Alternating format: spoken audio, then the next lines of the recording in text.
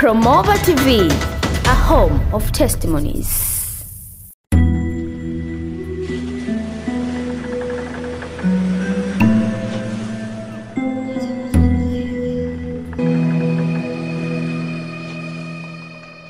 Tutaanza na Efeso 5 mstari wa 14 mpaka 17.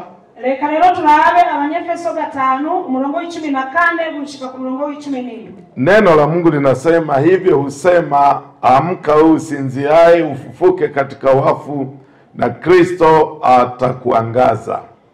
Nico bituma bivugwa ngo ikangure wewe usinziriye uzuke uve mu bapfuye, Kristo arakumurikira. Basi angalieni sana jinsi mnavyonenda, si kama watu wasio na hekima, bali kama watu wenye hekima. Nuko wirinde cyane uburyo mugenda, nimugende nk'imburabwenge, ariko mugende nk'abanyabwenge. Mkiukomboa wakati, kwa maana zamani hizi ni za uovu. Mukoresha neza akaryo muronse, kuko iminsi yari mibi. Kwa sababu hiyo msio wajinga, bali mfahamu ni nini yaliyo mapenzi ya Bwana. Nuko ntimube ibipfu, ariko mutahure ivyo Umwami wacu agomba ivyo arivyo. Tuombe. Reka dusenge. Mwaminifu na wa haki, asante kwa ajili ya asubuhi hii. Mwizigirwa kandi mugororozi witu turagushimiye kwiki gitondo. Tunakuja kwako kwa ajili ya kujifunza. Turaje mu nyonga zawe kugira twige. Wewe uliye mwalimu wa kweli na ufundishe sasa. Uri umwigisha w'ukuri utwigishe none. Tumia vinywa vyetu Bwana kusema na watu wako. Koresha akanwa kanje kuvuga n'abantu bawe. Anza pamoja nasi na umalize pamoja nasi. Tangurane nasi kandi urangize natwe urangize nasi. Asante kwa sababu umesikia na umejibu. Urakoze kuvyumvishe kandi uvyishuye. Katika jina la Yesu tumeomba. Kwa jina la Yesu tunalisenza. Amina. Amen. Nitazungumza juu ya uongozi. Ndagiye kuvuga hejuru y'ubuyobozi. Uamsho unapokuja, Ikanguro yo lice kama ambavyo umetokea kwenu, nkuko ryaje kuri mwebwe, naona mna uamsho mkubwa. ndabona yuko mufite ikanguro rikuru, Paka uamsho wa jengo zuri. ikanguro ry'inyubako nziza. Nimeona jengo zuri hapo nje. Nabonye ingene mwubatse inzu nziza ho. Uamsho wa kiroho Ikanguro ryo muri mwene na mambo mengine mengi. n'ibindi bintu byinshi. Sasa uamsho unapokuja, Rero ikanguro yo lice unaamsha watu kutoka kwenye usingizi. rivyura abantu ribakura mu mwitiro. Unaweza kuwa usingizi wa taratibu tulizozizoea ambazo hazitusaidii kwenda mbele. Birashoboka akaba ari itiro aho gusinzira gusanzwe ko ibintu twamenyeye. Uamsho unapokuja unahitaji viongozi waamke, Ikanguro yo lice risaba yuko abayobozi bavyuka ili waende na hiyo nguvu ambayo imeachiliwa na Bwana. kugira bajane nizo nkomezi zirekuwe n'Imana. Sasa nataka nizungumze uongozi ni nini. Rero shaka mvuge ubuyobozi mbega nibiki. Yako maneno mengi yanayowakilisha uongozi, Aha majambo menshi aserukira ubuyobozi. lakini tunazungumzia uongozi wa kiroho. Ariko ngiye kuvuga ku buyobozi bwo muri mwene. Kuna tofauti ya uongozi wa kiserikali, Abiratandukanye ubuyobozi bwo muri leta, uongozi wa kidini, ubuyobozi bwo mu madini, uongozi wa kisiasa, ubuyobozi bwo mu ma wa kisiasa, bwo mu bintu byo muri leta nyene. mambo ya protocol na nini, siasa mnaita nini? Politiki. Politiki. Ibintu byo muri politiki. Na uongozi wa kiroho. N'ubuyobozi bwo muri mwemu. Kwa tunapozungumza uongozi wa kiroho, Rero tuko tunavuga mu by'ubuyobozi bwo muri mwemu. ni dhamana ambayo mtu amepewa na Mungu. Ni kintu cy'umuntu Imana yamuhaye, yamuhaye. Ya kumwakilisha Mungu. Kugira aserukire Imana. Kwa ajili ya kundi la Mungu. Kugira umugwi w'Imana. Kiongozi anapewa dhamana na Mungu. Umuyobozi ahabwa kukanya n'Imana. Amwakilishe Mungu hapa duniani. Kugira aserukire Imana hamwisi. Kwa ajili ya kutunza watu wa Mungu. Kandi arabe abantu b'Imana. Kwa ajili ya kuwaongoza. Ayobora abantu b'Imana. Katika Petro wa kwanza sura ya kwanza. Uravye muri Petero wa mbere igice ca mbere. Na mstari wa 25. Umurongo wa 25. Tunaona hapo Petro wa kwanza sura ya kwanza mstari wa 25. Petero wa mbere igice ca mbere umurongo wa 25. Mungu ni mwangalizi. Imana niyo murinzi. Mwangalizi wa roho zetu. Petro wa kwanza sura ya kwanza mstari wa 25. Petero wa mbere igice cya mbere umurongo wa 25. Samani kidogo. Mwenyihanganire gato.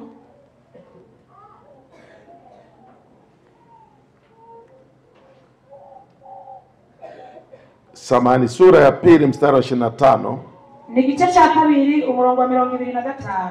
Kwa maana mlikuwa mnapotea kama kondoo, kuko mwari muzimiye nk'intama, lakini sasa mmemrudia mchungaji na mwangalizi wa roho zenu. Ariko noneho mugarutse ku mwungere w'ubugingo bwanyu. Mungu ni mchungaji wetu. Imana niwe mwungere wacu. Na mwangalizi wa roho zetu. Kandi niwe ari ubugingo bwanyu. Kwa hiyo viongozi wote, rero abayobozi awe wa kikundi, yaba ubugwi, ni mwangalizi kwa niaba ya Mungu. niwe araba ahagarare, awe wa kanisa, yaba wishenge, awe wa kwaya, yaba uwikora, awe wa maombi, yaba wamasengero, wa vijana, wa kina mama, wa mama, ni mwangalizi ni waraba kwa niaba ya Mungu. Alikuwa hagaze mu Mungu ndio mwangalizi wa roho zetu. Imana ni irabu ubugingo bwacu. Na sisi viongozi, natwe abayobozi, tunawekwa tuangalie wengine, natwe kandi twashizweho turaba kwa niaba ya huyo Mungu wetu. Duhagaze kubw'Imana. Kwa hiyo kiongozi yoyote, rero umuyobozi wese, cha kwanza anahusika na roho za watu. Icyambere araba imitima y'abantu. Cha pili anahusika na maisha ya watu. Ikigira kabiri akaraba ubuzima bw'abantu. Cha tatu anahusika na maendeleo ya watu. Ikigira gatatu akaraba iterambere ry'abantu. Na cha nne anahusika na kila jambo katika hao watu walio nao. Ikigira kane akaraba ibintu byose mwabo bantu baba. Ni wajibu wa kiongozi rero biramusaba umuyobozi wese kuhakikisha watu hao wanapiga hatua kiroho, kwirabira akaraba yuko abantu bose batera imbere muri mwene, kiutumishi, mu bintu byo gukorera Imana, kimaisha, mu buzima busanzwe, kiuchumi, mu iterambere, kimaendeleo. Kwa hiyo kiongozi ana mzigo mkubwa, rero umuyobozi afite umutwaro ukomeye na wajibu mkubwa, kandi afite umutwaro uhambaye wa kuongoza watu, wo kuyobora abantu, au kuwafikisha watu pale Mungu anataka. cyangwa shikana abantu hajya Imana ishaka. Kuna nafasi 3 za kiongozi. Hari ntambo 3 z'ubuyobozi. Katika Isaya 55, muri Yesaya 55 mstari wa 4, umurongo wa 4, kuna nafasi 3 za kiongozi. Hariho imyanya 3 y'umuyobozi wa kiroho. wo muri mpwemu. Nafasi hizi zinahitaji zitendee kazi. Imyanya rero isaba yuko ayikorera kazi. Nafasi hizi 3 ni za muhimu sana. Imyanya 3 ni y'agaciro cyane. Tusome Isaya 55 mstari wa 4. Reka dusome muri Yesaya 55. Neno la Mungu linasema, ijambo ry'Imana liravuga, angalieni, nimemweka kuwa shahidi kwa kabila za watu, kuwa kiongozi na jemedari kwa kabila za watu. Raba ndamutanze ngo abe icyabona cyo gushingira intahe amahanga, ngo abe mukuru na segaba w'amahanga. Kiongozi ana sehemu hizo 3. Umuyobozi afise rero iyo myanya. Ya kwanza ni shahidi wa mambo ya Mungu. Cyambere ni cyabona cyo gushingira intahe y'ibintu by'Imana. Yupo kuyatangaza, ari ngaho kugira yamamaza, yupo kuyaeneza, ari ngaho kugira bivuge na kusema habari hizi ni za kweli. avuga ati zinkuru ni z'ukuri. Mungu yupo, Imana irahari. Yesu alikufa msalabani, Yesu yarapfuye ku musaraba, alizikwa, yarahambwe, siku ya 3 alifufuka, umunsi ugira 3 arazuka, alipaa kwenda mbinguni, araduga aja mu ijuru, atarudi tena kuja kulichukua kandi kanisa. azagaruka gutora ishengero. Yesu anaponya, Yesu arakiza, kwa kupigwa kwake kandi bivanye no gukubitwa wanadamu amepona. umwana w'umuntu yarakiza, hata sasa anaponya. Mungu arakiza, aliponya, yarakijije, anaponya, arakiza, ataendelea kuponya. anazabandanya akiza. Yesu ni Bwana. Yesu ni Mungu. Yesu ni Alfa na Omega. Yesu ni Alfa na Omega. Ni kazi ya kiongozi ni gikorwa rero cy'ubuyobozi kuhakikisha watu wanamjua Yesu wake, bita n'abakaraba ko abantu bamenya Yesu au Mungu wake. cyangwa Imana yiwe. Kwa hiyo anaitwa shahidi, rero yitwa icyabona, mshuhudiaji, ni umuntu ashinga intahe, anayetangaza ufalme, atangaza ubwami, anatangaza Injili. atangaza ubutumwa. Mkutano kama huo,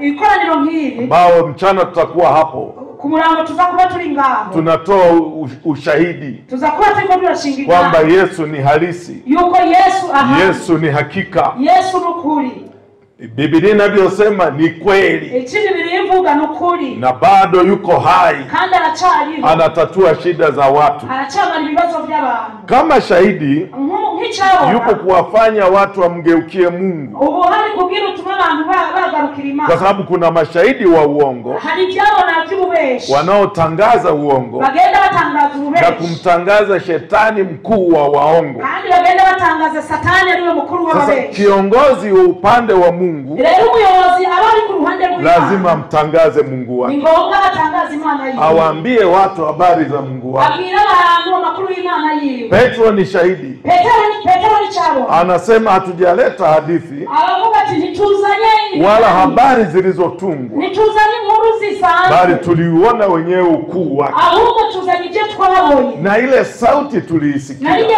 twarabyumvise pale Mungu aliposema igihe Imana yavuga huyu ni mwanangu mpendwa ati uyu ni umwana wanje ninayependezwa naye, umwana msikilizeni yeye. nimumwumvirize. Nafasi ya kwanza ya kiongozi ni shahidi, Umwanya wa mbere rero umuyobozi ni cyabo, nafasi ya pili ni kiongozi, icya kabiri kandi ni umuyobozi wasimamia wengine, ahagarikiye abandi, kuwatangulia wengine, akaja imbere y'abandi, kuwatunza wengine, akarinda abandi, kuwaelekeza wengine, akereka abandi, kuwasaidia wengine. agafasha abandi. Hiyo ni nafasi ya pili. Uwo ni umwanya wa kabiri. Kwa hiyo kiongozi lazima afanye katika hizi nafasi zote tatu. Rero umuyobozi ni ngombwa ahagarare muri iyi myanya yose itatu. Ufalme wa Mungu utaenea Ubwami bw'Imana buzakwamamaza ikiwa viongozi watakubali kuwa mashahidi. namba abayobozi bazokwemera kuba ibyabo. Wakibaki kuwa viongozi, Ariko nibaguma ari abayobozi wataacha nafasi ya kuwa shahidi, bakareka umwanya wo kuba ibyabo, ufalme wa Mungu hautaenea. ubwami bw'Imana naho buzashika. Tabaki na vikundi vidogo Bazogumana imigwi mito mito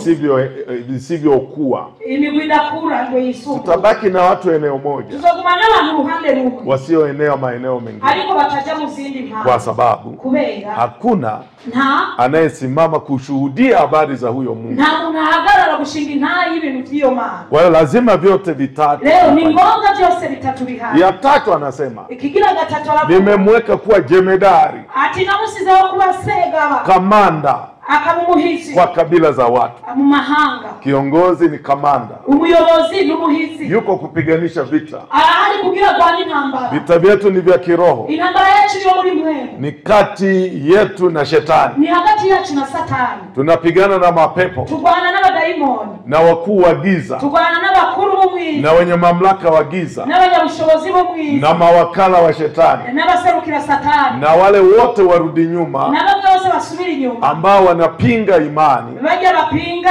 ukwizera. Tunashindana nao kiroho Dutsindana nabo muri mwe na silaha zetu ni za kiroho. kandi ibigwanisho byacu nibyo muri mwe. Silaha yetu moja hapo ni neno la Mungu, Ikigwanisho cyacu cya mbere ni ijambo ry'Imana, ni jina la Yesu, ni izina rya Yesu, ni maombi, n'amasengesho, ni damu ya Yesu. n'amaraso ya Yesu. Tunashindana nao Dutsindana kwa nabo sababu wanataka kuifuta imani, kuko bashaka kuvanaho umwizera, wanaipinga imani. bapinga umwizera. Kwa hiyo lazima tuwe na kamanda Rero ni ngombwa tugira umuhizi atakayeliambia kanisa ashoboye kubwira ishengero kulingana na hali iliyopo. kuvana n'ibihe turimo. Kanisa tuingie kwenye maombi, Ishengero twinjire gusenga, kanisa liombe, ishengero lisenge, kanisa limtafute Mungu, ishengero lirondera Imana, kanisa likabiliane na nguvu za giza, ishengero ligwane n'inkomezi z'umwiza, likabiliane na maovu, ligwane n'ibibi byose, umwagaji damu, ingene amaraso seseka, ubakaji, gufata abantu ku ngufu, wizi na ujambazi, ukwiba, dhambi ibyaha na mengine yote. n'ibindi byose. Lazima kanisa lishindane na hayo. Ni ngombwa ishengero ligwane n'ivyo. Lakini nani atalifanya lishindane? Ariko ninde yotuma lija Ni kugwana? kiongozi N'umuyobozi ambaye anaposimama hapo iyo ahagaze ngaho kwa nafasi hiyo mw'uwo mwanya anaitwa kamanda, yitwa umuhizi, kamanda wa kiroho. umuhizi wo muri mpenge. Kwa hiyo naamini leo naongea na makamanda wa Yesu Kristo, Ndiko navugana n'abahizi bo muri naongea na majenerali wa Yesu Kristo, vugana n'abasore bakuru bo muri Yesu Kristo, naongea na askari wa Yesu Kristo. vugana n'umusore wa Yesu Kristo. Kama wewe ni mmoja wao useme amina ya Mungu Ukaba nimwe muri abo bavuga ati amina, na ubarikiwe sana. kandi uhezagirwe cyane. Kwa hiyo bila kiongozi Rero ata muyobozi kanisa haliingii kwenye vita vya kiroho, ishengero rishobora kwinjira mu intambara yo muri mwe, na shetani atakuwa mshindi kila itwapo leo. kandi Satani azokwama yatsinze iminsi yose. Lazima viongozi wapiganishe vita vya kiroho. Ni ngombwa abayobozi bagwanyisha intambara muri mwe. Kwenye Yakobo 4 Muri Yakobo 4 mstari wa 7 umurongo w'indwi neno linasema ijambo liravuga mtiini Mungu ati mubahe Imana mumvire Imana mpingeni shetani mugwanye satani naye atawakimbia. kandi azabahunga. Tunapaswa kumpinga. Ni ngombwa tumugwanye. Usipompinga utamugwanyije atakuonea. azokubwirira na Tukimpinga niwa mupinga atakimbia. azaguhunga. Kuna mambo lazima tukatae. Hari ibintu ari ngombwa tuvyange. Tunaona watu wakionewa, turabona ngene abantu babahaha, na Yesu alikuja kuwasaidia wanaoonewa. Yesu yaje kufasha abantu Kwa babahaha. hiyo Yesu alimpinga shetani. Leo Yesu yapinze satani. Uonevu kaisha. Uguhahazwa kuravaho. Kanisa la kwanza Ishengero rya mbere alikamatwa Yakobo Yakobo baramufasha kwa uonevu, kandi bamuhahaza akauawa baramwica kwa sababu hakumpinga shetani. kuko ntibigeze bampinga satani. Walipoamua kumpinga shetani, igihe rero bari bamumpinga satani, alipokamatwa Petro bafashe na Petero ili naye auawe, kugira nawe ngo bamwice, lakini wakampinga shetani, acha baramumpinga satani, wakakataa, barafya wakasema hata kufa, bavuga ati ntazopfa, tunaamrisha aachiwe. turategetse bamurekure. Mungu alituma malaika wake Imana yarungitse umumarayika mpaka gerezani, agenda mu mbohe, akafungua milango ya gereza, arugurura imiryango, akamtoa Petro aramuvanamo Petero, na hakuuawa tena. kandi ntiyapfuye. Hata sisi Natwe tunapokuwa na makamanda iyo tugize rero abantu wanaposema tumpinge leo shetani, zetu tupinge satani, tukimpinga atakimbia. umupinza araguhunga. Roho za ugomvi zitakimbia, Mbegu zo kurwana ziri mabaya yatakimbia, ibibi byose birahunga, kukata tamaa kutakimbia, gucika intege kurahunga, kuvunjika moyo kutakimbia, gucika intege kuriruka, ugomvi utakimbia, ukubana kurahunga, hasira zitakimbia, ishavu ririruka, chuki zitakimbia, ubwango rukiruka, na kila ubaya utakimbia. kandi ibibi byose birahunga. Kama unanielewa, hebu sema amina. Nabu ntaho uravuga ati amina. Huku tunaelewana huku? Ino murantahura. Lazima tumpinge shetani. Ni ngombwa tumupinge satani. Ni kazi ya kanisa. Ni gikorwa c'ishengero. Kanisa halijapewa kuomba. Ishengero ntiryahawe gusenga gusa. Hapana. Oya. Limeambiwa lishindane pia. Yabwiwe kandi ngo rigwane. Kushindana. Kugwana. Petro wa kwanza, Petero wa mbere, sura ya 5, igice cha 5, mstari wa 8 na wa 9. umurongo w'8 n'uw'icenda. Petro wa kwanza 5, 8 na 9. Petero wa mbere umurongo w'8 n'uw'icenda. Neno linasema, Ijambo linavuga, tazama shetani ati raba satani anaunguruma aliko arahuma akitafuta mtu ammeze. arondera umuntu yamira. Tunaambiwa nanyi mpingeni huyo, ariko twabwira ati tumupinge mkiwa imara katika imani. kandi duhagaze neza mu kwizera. Anatisha sana. Nibyo aratinyishije. Watu wengi wanafika mahali pa kutishika, Abantu benshi baragera ahantu kubwo gutinya, labda amewaletea magonjwa yabazaniye nk'indwara au dhiki fulani, cyangwa ibintu bigoye, wanafikiri labda watakufa. bakibaza ati noneho tugiye gupfa. Lakini Biblia inasema ariko Biblia iravuga lazima tumpinge. ni ngombwa tumupinge. Anapotumbia mawazo ya kufa, Iyo akoresheje ivyumviro byo lazima tuseme sitakufa, ni ngombwa tuvuge ati sinzopfa, bali nitaishi. ahubwo nzabaho. Anapotuletea mawazo ya kushinda, Iyo azanye ivyumviro byo lazima ni tumtangazie ngombwa tumutangaze sisi ni washindi, twebwe turi intsinzi, tumemwamini mshindi, twizeye uwatsinze, tena mshindi wa washindi. kandi umutsinzi Alishamshinda shetani yaratsinze na satani kazi zake na ufalme wake na majeshi yake ya pepo wabaya, na sisi tuko upande huo. Sisi ni washindi, hatutakata tamaa, hatutavunjika moyo, hatutarudi nyuma, hatutakaa chini, daima tutasonga mbele kwa sababu sisi ni washindi. Yesu alimharibu shetani pale juu ya msalaba, alimharibu kabisa kabisa, na alipofufuka akatangaza, nimepewa mamlaka yote mbinguni na duniani, na hayo mamlaka nawapa nyinyi. Na sisi tumeyapokea na tumeinuka nao, tunakemea mapepo, tunavunja nguvu za shetani, tunaponya magonjwa na kila uonevu wa shetani, kwa sababu tunayo mamlaka. Uwe mmoja ya mashujaa wa Yesu. Haleluya. Amen. Tukitoka hapo kwenye nafasi 3 za kiongozi. Tuvuye ngaho rero mu yo myanya 3 y'umuyobozi. Kiongozi sehemu nyingine ni kichwa. Umuyobozi mu rundi ruhande n'umutwe. Kiongozi ni kichwa cha anaowaongoza. Umuyobozi ni umutwe w'abo bantu bayobora. Katika mwili, mu mubiri, kichwa kimepewa nafasi kubwa sana. Umutwe wahaye umwanya munini cyane, akanya kanini cyane. Ndiko kuliko na kuona. Hariya niho hari kubona. Kwa hiyo kiongozi rero umuyobozi ni mtu anayepaswa kuwa na uwezo mkubwa wa kuona. N'umuntu bisabwa yuko abafise ubushobozi bunini bwo kubona. Kichwani mu mutwe ndiko kuna uwezo niho hari ubushobozi wa kusema, bwo kuvuga, wa kuamua, wa kutangaza. Kiongozi amepewa mamlaka umuyobozi rero yahawe gutegereje ya kusema bwo kuvuga kwa niaba ya watu. avuge aserukira abantu, anawakilisha watu, aserukira abantu, anasema na Mungu kwa niaba ya watu, Imana kubw'abantu, anachukua kwa Mungu, agacatura ibintu ku Mana, analeta kwa watu, azanira abantu. Kwa hiyo kiongozi rero umuyobozi ni mtu wa thamani sana. ni umuntu w'agaciro cyane.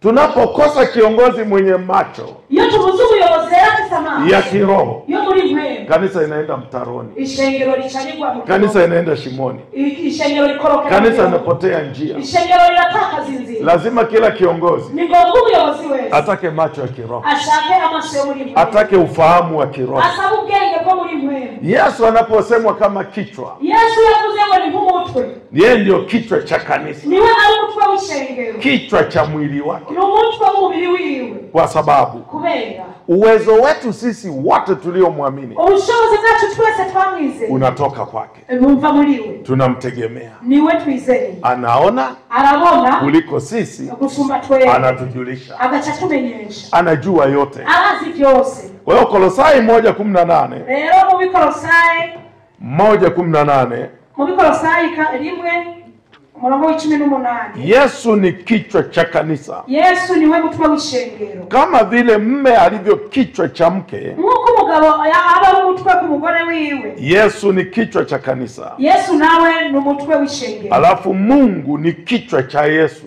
Imana nayo ni umutwe wa Yesu. Kichwa maana yake umutwe usigura iki?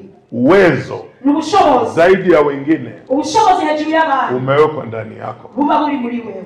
Kolosai 1:18, Abikolosai 1:18, unaweza ukasoma kwa Kirundi. reka dusome mu Kirundi. niwe mutwe w'umubiri, niwe shengero, kandi niwe ntango, niwe mfura mu kuva mu bapfuye, kugira ngo abe agaheta muri byose. Amen. Uwezo wa kundi, ubushobozi bw'ishengero, uwezo wa kanisa, ubushobozi bw'ishengero, uwezo wa wanakwaya, ubushobozi bw'korali, uwezo wa wana maombi, ubushobozi bw'abisengero, makundi ya kina mama, imigwi y'abamama, vijana, urwaruka, wazee na makundi mengine. n'iyindi migwi. Uwezo wao unategemea uwezo wa kiongozi wao, ubushobozi bwabo buvana n'ubushobozi bw'umuyobozi wabo. ufahamu wa kiongozi wao ubwenge bw'umuyobozi wabo ni ufahamu wao. nibwo bwenge bwabo. Kwa kiongozi rero umuyobozi lazima awe na uwezo mkubwa, ni ngombwa abe n'ubushobozi sababu bunini. ameinuliwa kuwa kichwa, yashizwe hejuru, amepandishwa kuwa kichwa, yashizwe hejuru abo umutwe, ametengwa kutoka kwenye mwili, yavanywe mu mubiri, amepandishwa juu. yashizwe hejuru. Yeye ni kichwa cha we Mungu. n'umutwe w'umubiri, Kutoka kwenye mabega, akava ngaha mu bitugu, kinachofuata ni kichwa.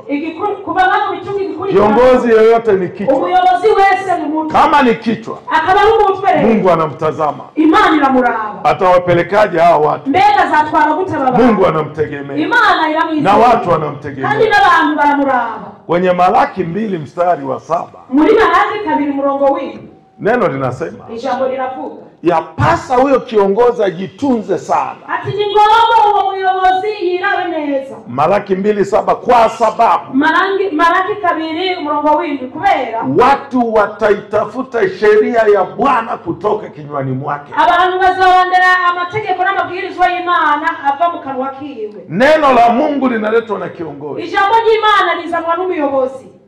Haleluya, haleluya. Haleluya. Tunalipata kutoka kwa kiongozi. tulironka rivuye ku muyobozi. Kwa lazima alijue Leo ni ngombwa bimenye, na lazima alilete kwetu. kandi ni ngombwa bibazani. Kwa sio mtu wa kuongea ovyo ovyo, Leo si umuntu wo gupfa kuvuga hapo, kwa sababu yeye ni kichwa. kuko we n'umutwe. Sio mtu wa kutazama kila Si jambo, umuntu wo gupfa kureba ibintu byose, yeye ni kichwa. we n'umutwe. Sio mtu wa kufikiri kila Si jambo, umuntu wo gupfa kwiyumvira byose, anafikiri yanayotoka kwa Mungu, yiyumvira ibivuye ku Mana, anafikiri mema. yiyumvira ibyiza, Yeye ni kichwa. kuko wewe n'umutwe. Kwa hiyo kama wewe ni kiongozi, Rero ukaba uri umuyobozi, wewe ni kichwa cha unaowaongoza. wewe uri umutwe w'abo bantu buyobora. Wanaona kupitia wewe, babona ibivuye muri wewe, wanajua kupitia wewe, kandi bamenya ibivuye muri wewe. na Biblia imesema N'Bibiliya iravuga Kama mchungaji alivyo, ati nk'uko umwungeri ndivyo walivyo na kondoo wake. niko n'intama ziwe zimeze.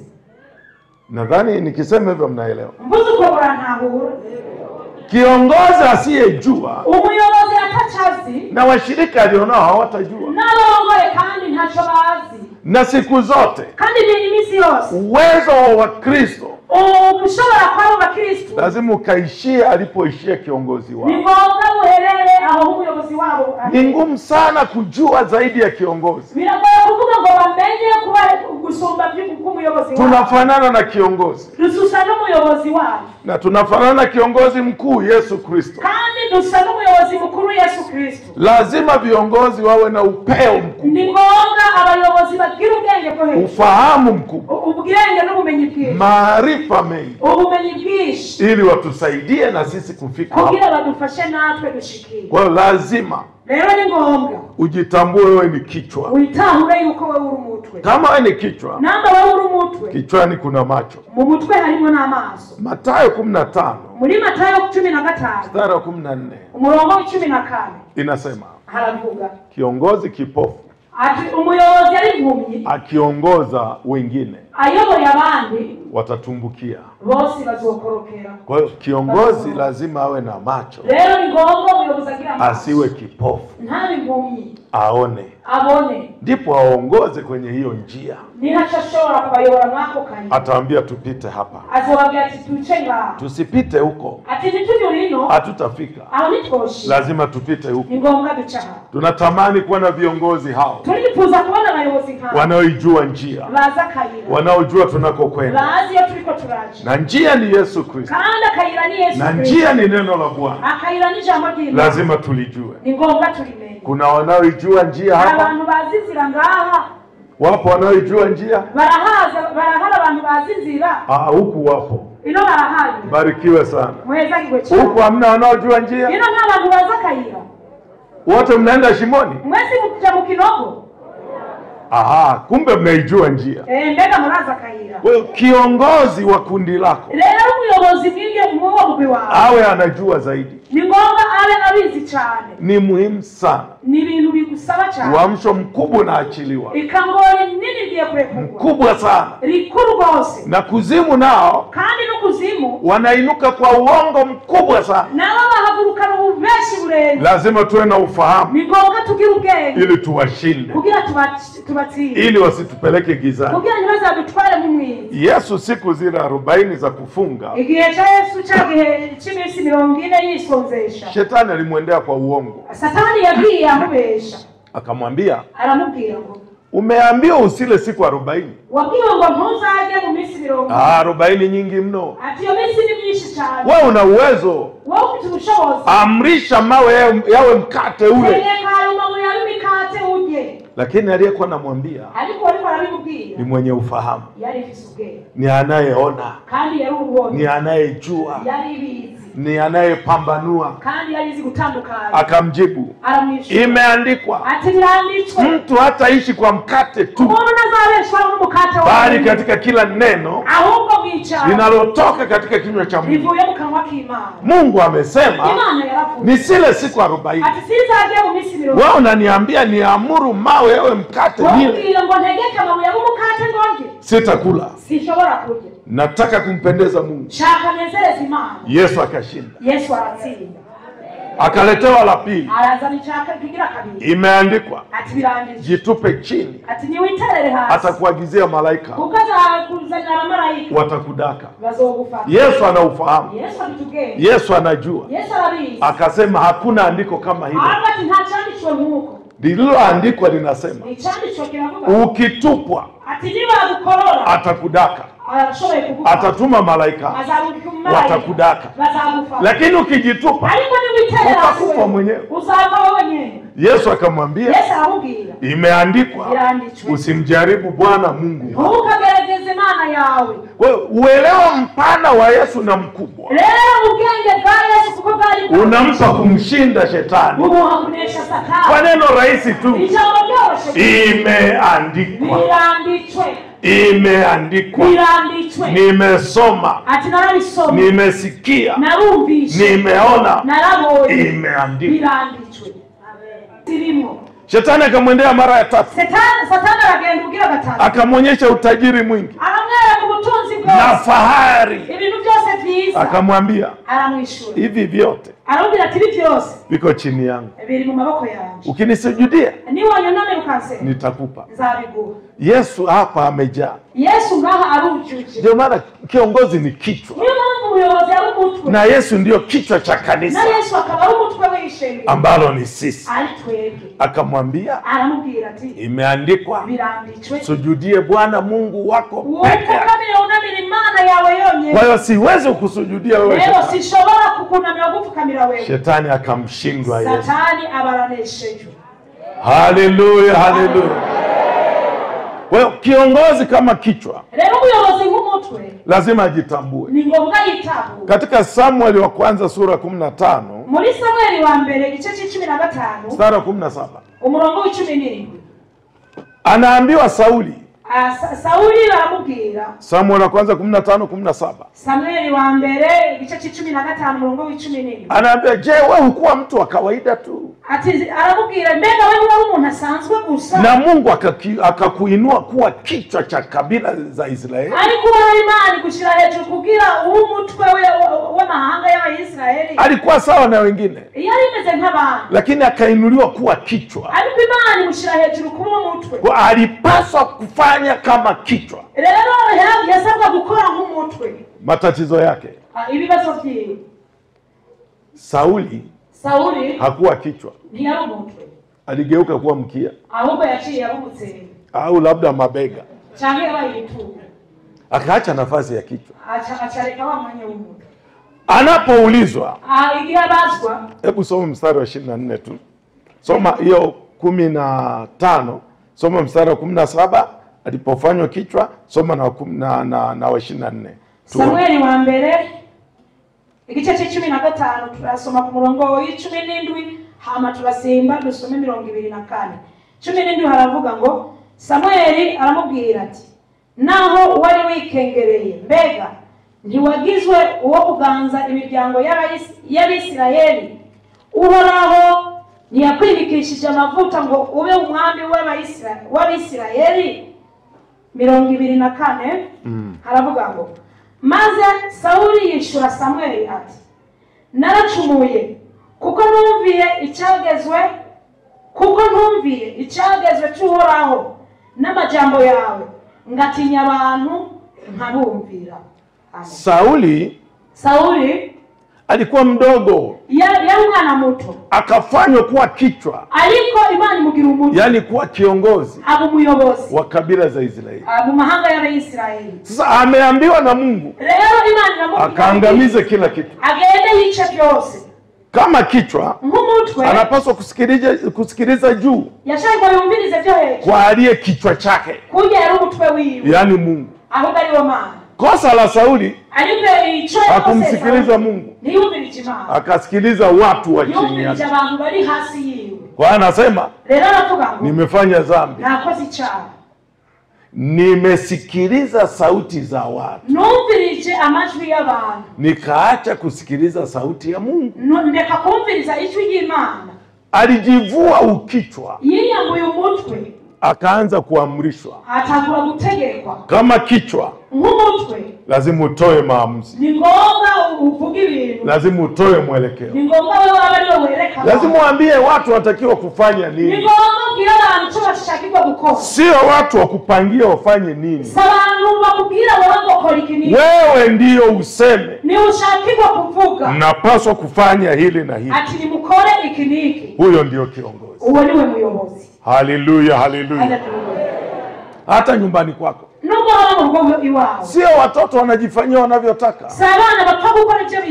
Lazima watii sauti ya mama, lazima watii sauti ya wazazi, lazima watii sauti ya kiongozi mkuu wa familia, kwa sababu ndiye kichwa. Kwa muundo wa kanisa la Mungu unatoka kwa Yesu mwenyewe. Viongozi wengi wanashindwa kuongoza, kwa sababu wamenyang'anywa mamlaka, wamenyang'anywa madaraka, barabahacu ubushobozi. Wamekuwepo tu kama mfano tu. Rero basigaye bari bo gusa nko kwiyerekana ko bari. Unakuta vikundi vya kwaya. Usanga ibintu byinshi korali. Na maombi. N'amasengesho. Vinajiamulia. Bapfa kwitwara. Kiongozi hana habari. Umuyobozi atachazi. Vimeamua. Bishakiye ibintu. Na akijaribu neno lolote. Kandi agerageje ijambo ryo ryose. Wanasema huyu mchungaji hatumtaki. Bavuga ngo uyu mwongere ntitumukeneye. Ahamishwe. Nibamusuhure. Kazi yao hiyo tu. Ico nico bakora. Ahame. Nibamwimure. Wanatafuta na sababu. Bagaca barondera n'impamvu. Anakula sadaka. Ngwaje amato. Hawajibiki vizuri. Ngo ntachakora. Anachelewa kuja kanisani. Aratera no kuza mu masengesho. Kwanza kila akiongea. Igihe cyose byavuze. Anafoka. Avuga kaze. Yatasemwa mengi. Biravugwa byinshi. Nafikiri viongozi mnakutana nao. Abayobozi nibaza ko muhura n'ibintu ngibi. Ikishafika hapo. Bigeze rero ngaho. Uwezo kaongoza kanisa. Nishobora kuyobora ishengero. Iko hivi. Bimesuko. Nikupe mfano rahisi. Reka ndamuha rero gasanzwe. Kati ya dereva wa gari. Hagati ya shoferi w'imodoka. Na abiria. Na baje abantu buriye. Nani dereva? Mbega ni shoferi. Ni yule anayeendesha gari. Nuje alikuwa anaishofa gari. Ni kweli sio kweli? Nivyo shanisi. Kama wewe dereva utakuwa unaendesha kwa kuongozwa na abiria, wewe ni dereva? Akaba shoferi utwara ya modoka nyukugiwe na abantu. Mbega uri shoferi. Wewe ni dereva? Uri shoferi. Nani anajua tunatakiwa kwenda wapi? Ninde amenya aho dushakirwa kuja? Ni kiongozi. N'umuyobozi. Musa alijua Mose yarabizi wanakotakiwa kwenda. aho bashakirwa kuja. Alitamani kufika. Kandi yifuza gushikayo. Alipuuza yote. Byose yarabireke. Akakazana na moja. Ariko yaravye ikintu. Lazima tuingie nchi ya ahadi. Ni ngombwa dushike macha gihugu cy'isezerano. Lakini watu walisemaje? Ariko abantu bavuze gute? Bora turudi Misri. Atwatuma dusubira hali ya Egypt. Kama Musa Aliko Mose angejivua nafasi ya uongozi, yaza kwiyambura ujamanya wa uyobozi, angepoteza taifa zima. yari gutakaza ihanga ryose. Lakini Musa alisema Aliko Mose yaravuze ngo lazima tuingie nchi ya ahadi. ni ngombwa twinjira mu gihugu cy'isezerano. Ni kweli kuna bahari ya Shamu, nukuri hari kiyaga kigwa, lakini Bwana atafanya njia. Aliko imani yo gushira. Na Bwana akafanya njia. Kandi wao arakora inzira. Ni kweli kuna jangwa, Nivyo hari kiyaga. Bwana atafanya njia. Aliko wao azakora. Na kweli akafanya njia. Nukuri akoze inzira. Ni kweli hamna chakula, Nivyo nanja zihari. Bwana atafanya. Aliko wao azabikora. Aliwaletea mana iliyopikwa mbinguni. Yarabaza ni imani ya wakala wakashiba. Baraje kandi barahaga. Wakasema tunataka nyama. Bavuga ngo dushaka inyama. Tumechoka na hiki chakula. Twarushenzi ngeza. Musa alienda kwa Mungu. Mose agenda ku Mungu. Akamwambia, Araidi. nipate wapi nyama ya kuwapa? Atidenda na bwana hii masomo na baba. Na Mungu akamwambia, Imani iramubwira. waambie nitawapa nyama. Atikinge tugende babwire ngiye ku. Akaleta kware. Hadi yarabaza ni. Wakala nyama mpaka wakatosheka. Barakinya na barahaga. Mpaka wakawa hawazitaki tena. Barahaga zirabaduhira. Kwa sababu kiongozi pale mbele Kukuyoboza ni mbere ya. alikuwa imara kuendelea na safari. Yari hagaze neza babandanye nuke. Majeshi ya mfalme Farao yaliwafuatilia. Abasoda ba Farao barabakurikiranye. Watu waliogopa na kutetemeka. Abantu baratinya barakuguma. Lakini kiongozi imara Musa Aliko umuyobozi ahagaze neza mo. alisema msiogope. Aravuga ati nimutinye. Endeleeni mbele tu. Nimuteye imbere. Hawa maadui mliowaona Ababansi mubona. hamtawaona tena milele. Mtasubira kuona ibihe. Bwana atawapigania. Nanyi mtanyamaza. Tunahitaji kiongozi wa aina hii. Tunahitaji viongozi majasiri wanaojua tunakokwenda. Safari yetu ni mbinguni, na kabla ya mbinguni ni hapa duniani, kwenye uhaki, kwenye uaminifu, kwenye utakatifu, kwenye ukamilifu, kwenye kutukuzwa. Lazima kanisa lifike kwenye kutukuzwa. Wachawi wakikuona wakuogope, wajua una Mungu na nguvu kuliko wao.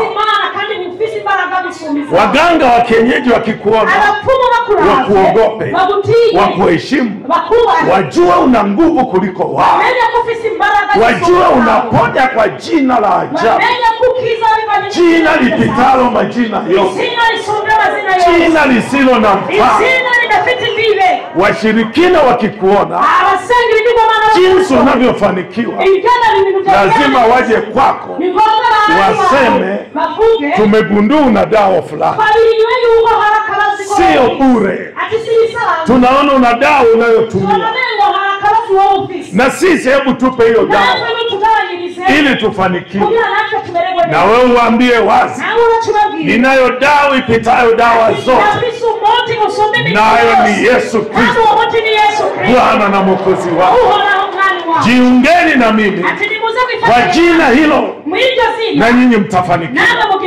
Kwenye mifugo mtafanikiwa, kwenye mashamba mtafanikiwa, kwenye kazi mtafanikiwa, kwenye biashara mtafanikiwa, kila mahali mtafanikiwa, kwa sababu niliyemwamini ni muweza wa yote, anajua yote, anafanya yote. Haleluya, haleluya, haleluya, watu wa Mungu. Mungu anahitaji viongozi wanaojitambua kwamba wako upande wa ushindi. Ndio maana Yoshua akasema, wengine wanataja utajiri wao, wanataja na magari yao, lakini sisi tutalitaja jina la Bwana Mungu wetu. Jina la Bwana Mungu wetu ni nguvu yetu, ni uwezo wetu, ni mamlaka yetu. Haleluya, haleluya. Sifa za kiongozi. Sifa za kiongozi. Uongozi haupatikani kwa kusoma. Hicho kitu hakipo. Uongozi wa siasa unaweza kusoma. Uongozi wa kimungu lazima ukusudiwe na Mungu na uwekwe na Mungu. Uongozi ni moyo. Ni moyo.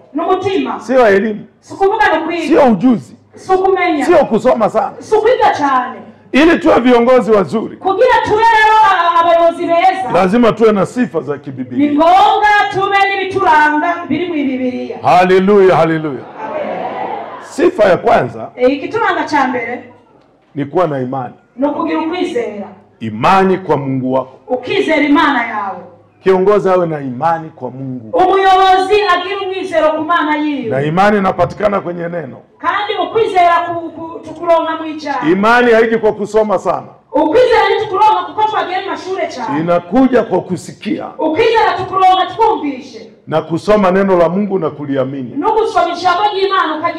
Sio kwenda chuoni. Chuoni tunapata maarifa. Imani lazima usome Biblia. Na usibaki kuomba bila kusoma, utakosa imani. Kwa sababu Warumi 10:17, imani huja kwa kusikia neno la Kristo. Huja kwa kusoma neno la Kristo. Kabla hujaokoka, kabla hujamwamini Yesu, ulikuwa na imani yako. Uliambiwa hivi na hivi ni dhambi, hivi na hivi hautafanikiwa. Tangu umejiunga na imani, lazima uchukue imani ya kanisa, ambayo nayo inasema ukifanya hivi na hivi utafanikiwa. Kwa lazima watu, viongozi, wajue imani yao. Tito 1:9, kiongozi lazima awe amefundishwa neno la imani. Sio neno la chuo cha Biblia. Sipingi chuo cha Biblia, nataka utenganishe. Chuo cha Biblia tunapokea maarifa, maarifa mengi sana, lakini imani inatoka kwenye Biblia. Lazima kusoma Biblia. lazima kusikia neno la imani. Ni ngombwa tumva ijambo ryo kwizera. Anasema kwa njia hiyo, aravuga ati mwiyo nzira, akisha kuwa mtu na neno la imani, umuntu akiza amaze kugira ijambo ryo kwizera, amefundishwa neno la imani, akaba yigishije ijambo ryo kwizera, ataweza kuwapinga, azashobora kubapinga na kuwashinda kandi azabatsinda wanaompinga. abamugwanya atawashinda, azabanisha, kwa sababu kubera ana neno la imani, afise ijambo ryo kwizera, ameshika neno la imani, yafashe ijambo ryo kwizera, anajua mbingu na nchi viliumbwa na Mungu, arabizi ijuru n'isi uko byaremwe n'Imana, anajua Mungu ana uwezo wote, arazi yuko Imana ifite ubushobozi, anajua kwake yote yanawezekana, arazi kuri yuko byose bishoboka, anaponya, arakiza, anahuisha, anatia nguvu, iraguha inkomezi, si wa kubahatisha. si gupfa gufata gusa. Kwa neno hilo la imani, akwice ijambo ryo kwizera, wapotoshaji wakija, abantu bo kugutakaza baje, atawashinda.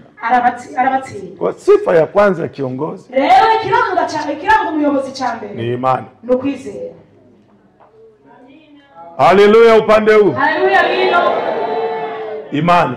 Kwizera. Mambo ya Mungu yanakwenda kwa imani. Ibintu by'Imana bigendana no kwizera. Kwa macho yanakataa, amaso ashobora kwanga, akili inakataa, ubwenge bukanga, imani inasema ndio. Kwizera kukavuga ati yego, na ikisema imani ndio, hadi kwizera kuvuze yego, na Mungu anasema ndio, imani ikivuga ati yego. Lazima tuwe watu wa imani. Ni ngombwa tuwe abantu bo kwizera. Ni uongozi wa kiimani, ni ubuyobozi bwo kwizera, utumishi wa imani. Ukorera Imana wizera, shika imani, fata kwizera, iko kwenye Biblia, biri mu Biblia. Kwa nini leo kuna mambo mengi kanisani? Kuko uyu munsi hari ibintu byinshi bishengero, watu wengi hawana imani. Abantu benshi bafite kwizera. Mara watu wauziwe mafuta, ugasanga bariko barabagurisha ngo mafuta, wauziwe chumvi, babagurisha ngo imyunyu ili ziwaponye, kugira ngo barikyo bibakiza. Wanauziwa maji, bakabagurisha mazi, bisukuti, pipi, amapipi, yani kila kitu watu wanauziwa. Ibintu byose abantu bakabibagurisha. Kwa nini wanauziwa? Ni kuki babibagurisha none? Hawana imani nta kwizera bafite katika lile jina lipitalo majina yote. Muri ya zina lisumba amazina yose. Tuko na jina, dufise zina ambalo Mungu alisema, alivyo zina Imana yavuze, jina hilo, jina la Yesu, mataifa amahanga watalitumainia. Amahanga yose azagizi. Hatutumainii vitu, nitwizigire ibintu, hatutumainii mavazi, nitwizigire inyama, hatutumainii chumvi, nitwizigire mafuta, wala chochote. Liko jina lenye uwezo wote, jina hilo mfufua Lazaro, jina linalotoa pepo, jina linalohuisha, linaponya, linatenda miujiza, linafanya kila kitu, na lipo hapa, na wewe unalo kwenye Biblia yako. Ni kuliamini, unalihamisha kutoka kwenye kitabu, unaliweka moyoni mwako, unatembea nao. Ukikuta mapepo, unayaambia kwa jina la Yesu, uondoke, yatatoka. Kwa jina la Yesu, wagonjwa mpone, watapona. Kwa jina la Yesu, funguka, watafunguliwa. Kwa jina la Yesu, uwe huru, watawekwa huru. Haleluya, haleluya. Amen. Kwa hiyo sifa ya kwanza, ikiranga cha mbere ni imani. Nukwizera. Imani. Ukwizera. Kama una imani punga mkono. Namba wizera ikiganza hejuru. Mbarikiwe, mko wengi sana. Muhezagirwe muri benshi. Na leo Bwana iongeze hiyo imani. Umunsi Imana ibongera ukwizera. Sifa ya pili, ikiranga cha kabiri, ni kuwa na maono. Nukugira iyerekwa. Unaongoza wapeleke wapi? Ubayobora kugira ubashikane. Lazima uwe na maono. Ni ngombwa ugira iyerekwa. Kama ni waimbaji, akaba baririmbyi, unawaongoza, ubayobora mpaka wafikie kiwango cha kumwimbia Mungu, kugira bashike ku rwego rwo kuririmbira Imana, na Mungu abarikiwe kwa uimbaji wao, na Mungu aomwagie baraka, na aomwagie baraka watu pia. Lazima kuwa na maono. Eneo hili watumishi lina shida, lina shida. Kwa nini washirika wanakuwa na sauti? na kugeuza mwelekeo wa kiongozi. Basanga bamuhindure n'umuyobozi. Ni kwa sababu hana maono. Ni kubera adafisiyerekwa. Musa walimwambia baramubwiye bora turudi Misri. Ati twavuma dusubira hali Egypt. Yeye akasema we aravuga bora tuingie nchi ya ahadi. Twabona tugenda tugashika amachaje guciseza. Ana maono. Afisiyerekwa. Amewatoa utumwani. Yabavanye hali ya anawapeleka nchi yenye asali na maziwa. Abajanye mu gihugu cy'ubuki n'amata. Kuna shida hapa kubwa. Hari kibazo kinini. Watu wengi abantu benshi wanapoteza mwelekeo wanatakaza kaira kwa kuangalia mazingira. Baravya ahantu bari. Biblia inasema miaka 40. Biblia inavuga miaka 40. Nguo zile zile walizovaa impuzu zijya nyene bari bambaye hazikuchaka. Nizigeze zibatana mu kirako. Hazikuchaka. Nizigeze zibahererako. Hamjanielewa. Ni mwantahuye. Muulize jirani yako hiyo nguo na miaka mingapi nayo? Mbalizi wo mugenza ati iyo mpuzu wambaye uyimaranye imyaka ingahe? Najua atasema miaka 2. Ndazi ko shobora kuvuga imyaka 2, 3, 5, 5 zaidi sana. Ariko birenze miaka 7. Irenze wovuga. Huyo ndio ametunza kweli. Uwo rero niwe yihanganye. Nayo imeanza kupauka. Ariko nawe yaratanguye kuba nabi. Imeanza kupauka. Yaratanguye nko gupfuba. Wana wa Israeli. Ariko Israeli miaka 40. Imyaka 40. 40. Nguo zao hazikupauka. Impuzu zao nizigeze ziba hazikuchakaa. Nizigeze zicha. Na miguu yao kandi n'amaguru yao haikuvimba. Ibirenge nikigeze bitimba. Ukijua hilo, ulizo wabitaho bicho. Lazima tutataka tufike ule mji mtakatifu. Nigomba tuzashike mwachage huko. Tuna mji mzuri sana tulioandaliwa.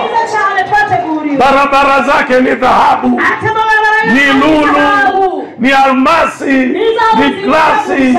Hakuna kulima. Hakuna kulima. Kuhali. Hakuna vumbi. Na mukungu kuhali. Na Yesu anatusubiri. Kandi Yesu anatulindiriye. Twende tuingie huko. Tugende twinjireyo. Hakuna kuacha taa. Na kuacha matara. Taa yake ni Yesu mwenyewe. Taa ni Yesu mwenyewe. Na huko hakuna kingine. Ni kufurahi, ni kuimba, ni kusifu, ni kushangilia.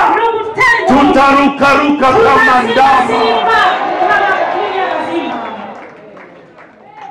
Hatutarudi nyuma. Ntituzasubira nyuma. Lazima tufike huko. Ngombwa dushikeyo. Maana tumeuona ule mji. Kuko twarabonye cyagi huko. Kupitia maandiko. Bivuye muri kuna milango 12. Malengo 12. Majina 12 ya mitume. Amazina 12 yabigishwa. Malaika 12 viongozi wa vikosi vya Mungu. Abamalaika 12 abayobozi. Hakuna kinyonge kitaingia. Nta kintu cy'intege kizakunjira. Lazima ni wale walio majasiri. Ni ngombwa ni bamwe araba. Ni wale wanaotaka kuingia. Ni bamwe bashaka kuinjira. Ukimya huu hamuingii. Mbuko munomye ntimuzakwinjira. Inaonekana watu wana mashaka. Menga murafite gukekeranya. Lazima tuingie. Ni ngombwa tuinjire. Umeandaliwa kwa ajili yangu mimi na wewe. Abantu bateguye kubwanje nawe. Lazima niingie. Ni ngombwa tuinjire. Wewe unasemaje? Wewe uvuga gute? Wewe unasemaje? Nawe uvuga gute? Tuna ahadi ya kuurithi uzima wa milele. Tuna ahadi ya kwenda kukaa na Bwana milele na milele. Haleluya. Amen. Kitabu cha Kutoka. Reka dusome muri Kuvayo 32. 32. Mstari wa 32, 34. 32 umurongo wa 34. Tuone nasema nini. Reka turabe kuntu havuga. None genda ujane abo bantu hahantu nakubarira. Kandi eheraba umumarayika wanje azokuja imbere. Yamara ku munsi wo guhora nzobasubiriza mu nkoko ico cyaha cyabo. Uende wachukue watu hawa, atugende utore abantu, uwaongoze ubajane paka mahali nilipokuambia. hantu nakubarira. Lazima tuwe na maono, ni ngombwa tugiriye ya kuwafikisha watu iyerekwa ryo kubashikana abantu pale Mungu anataka wafike. aho hantu Imana ishaka bashika. Hiyo ni siri kubwa. Iryo ni banga rinini. Ukiwa na hiyo, ufise rero iyo banga, andika, unapata mwelekeo. Niwaandike uchubona kaira.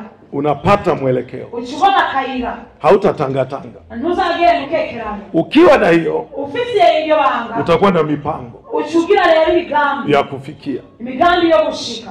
Ukiwa na mipango, ufise imigambi, utakuwa na utendaji. Uchugira rero ugukora wa kutimiza mipango yako. Ugakora iyo migambi yao. Watumishi wengi walianza vizuri. Abakozi b'Imana benshi batangiye neza. Wakaishia njiani. Ariko bahereye mu nzira. Kwa sababu hawakuwa na maono. Kuko nta yereko bari bafise. Yoshua na Kalebu. Yoshua na Kalebu walikuwa na maono. Bari bafise yereko.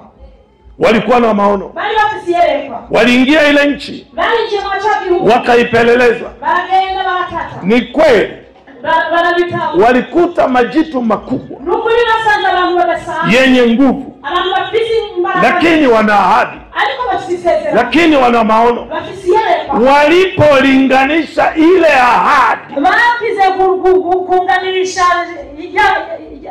na haya majitu, wakasema hawa watu kwetu si lolote, si chochote.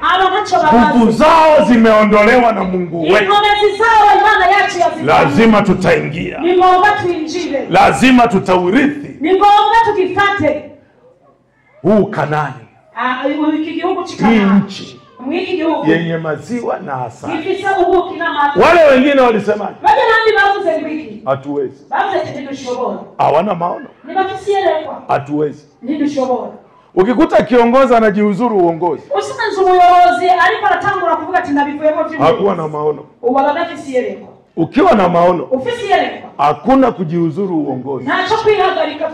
Ni kupambana mpaka uinuke. Watakupinga sana, Bwana atawanyamazisha wote, na wewe utakuwa juu. Watakukataa sana, wewe ng'ang'ana na maono. Useme Bwana aliniweka, Bwana alisema, lazima niendelee mbele. Utashinda. Ukishinda, waliokupinga huwa wanageuka, wote watakupongeza. Atakwambia hongera sana, tulijua Mungu yuko na wewe. Wengine watakwambia tulikuwa tunakuombea, kumbe walikuwa nakuombea ushindi, lakini wanaona umeshainuka. Lazima waje kupatana na wewe. Saa ya kuinuka ni sasa. Saa ya kuinuka ni sasa. Wanaokupinga watanyamaza, wanaokukataa watakukubali, waliosema una lolote watakushangilia. Songa mbele, usikate tamaa. Usisikiliza watu wanasema nini, sikiliza Mungu anasema nini. Haleluya, haleluya, haleluya. Upande huu mashujaa wa imani, haleluya. Lazima tufike. Nenda uwachukue watu. Hilo ndio neno lako kutoka kwa Mungu.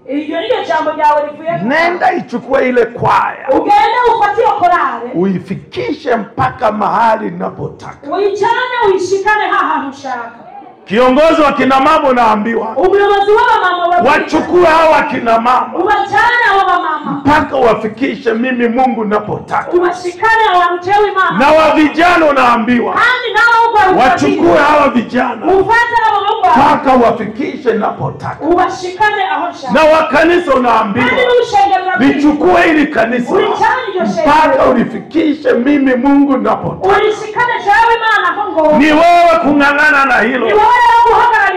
Una neno moja tu. Ufite ijambo rimwe. Mungu alisema. Imana yaravuze. Kwisha. Oburangije. Hautafanikiwa wewe, chukua neno moja. Mungu alisema. Imana yarabivuze. Na Mungu si mwanadamu hata aseme uongo. Akisema ndio ni ndio. Ivuze yego ni yego. Ndio maana sisi tunafika Burundi kuwahubiria. Niyo mpamvu twebwe tuza mu Burundi kubabwiriza. Tulikataliwa sana. Baratwanze cyane. Tulinenwa vibaya sana. Baratuvuze nabi cyane. Hakuna aliyekuwa tayari kutusikiliza. Nta numwe yiteguye kutumviriza. Sasa hivi ariko mwigigi walionipinga ndio wananialika wakanisikiliza. Nibo bampamagara kugira abantu. Ndio wanakaa chini ili wanisikilize. Nibo bicara hasi kugira banyumvirize. Wanatoa gharama ili wanisikilize. Bagatanga ibyabo kugira banyumvirize. Na wananibembeleza. Kandi bakampenda henda. Ikiwezekana ahirisha ratiba zako. Atirisha wote gerageza guhagarika ibyo. Tunataka kukusikia. Kuko tugomba kukumviriza. Kwa nini nimefika hapo? Nikukigeze ngaho. Niling'ang'ana. Nuko nahagaze. Nilisonga mbele. Narateye imbere. Na wewe songa mbele. Narateye imbere. Hii iko hata kwenye familia. Ari no mungo zayo. Ukiokoka igihe ukijijwe wanakusema vibaya. barakuvuga nawe. Wanasema umechanganyikiwa. Bavuga ngo wasa. Wanasema umeharibika. Ngo wononekaye. Huna maana tena. Ndachukimaze. Ukiendelea ubandanyije wanaanza kubadilika. Bacarahinduka. Hawafanyi kikao. Ntibakora inama mpaka uwaombe. Nta nama bashobora gukora utabasengeye. Wanasema kabla ya kikao aombe kwanza huyu ndugu yetu ameokoka. Ati tutaratangura inama reka uyu mwene data adusengere kuko ari wakijiju. Kama ni mke wa mtu akaba ari umugore w'umuntu mme amekukataa. Umugabo wiwe yaramwanze. Amekupuuza. Yakubona tachu kwa sababu umeokoka. Kubera ukijiju. Songa mbele. Tera imbere. Songa kwa nguvu. Tera imbere kumana. Itafika siku hazagera igihe mme huyo uwo mugabo nyene hawezi kusafiri. Ntashobora kuja hapo. Hawezi kwenda kazini. Ntashobora kuja mu biro. Paka akwambie niombe. Atakubwiye tisengera. Ukiendelea zaidi ubandanije kandi kama anapata pesa akabaronka amafaranga ataleta zote. Azayazana yose. Atakwambia ziombe. Akubwiye ati yasengere. Alafu zitunze. Hama rero uciyabika.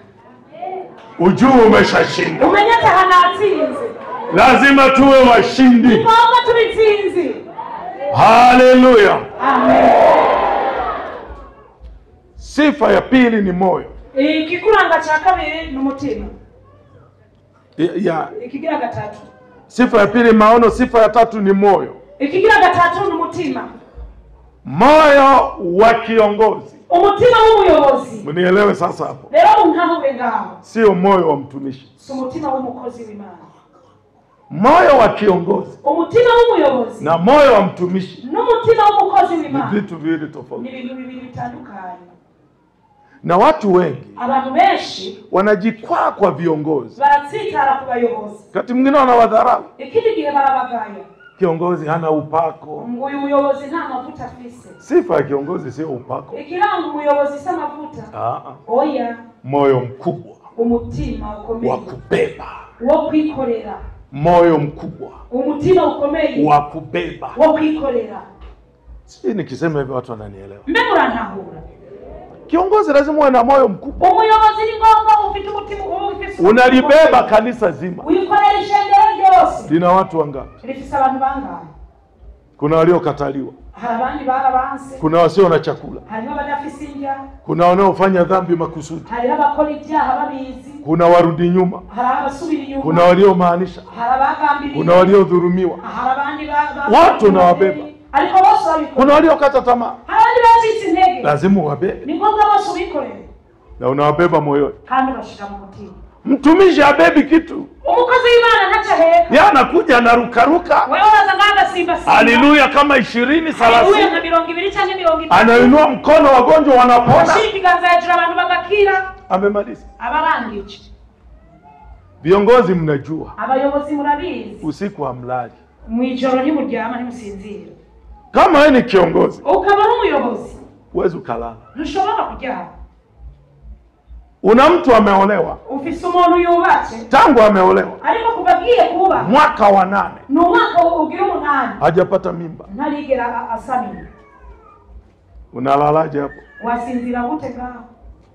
na mme anataka kutafuta wa pembeni, kandi umugabo ashaka kuja kurondera hanze, yote iko kwa kiongozi, byose biri ku muyobozi.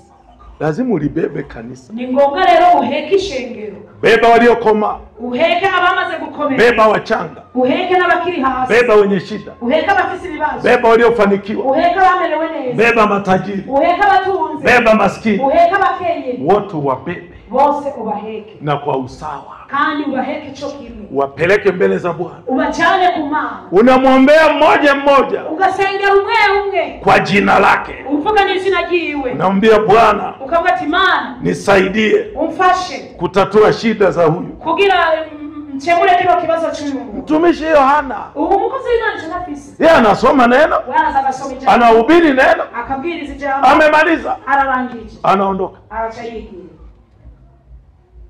Uongozi ni kubeba watu moyoni. Ubuyobozi ni ukwikorera atari guheka abantu mu mutima. Yule asiye na nguo, ugenda afise impuzu, umbebe, umuheke.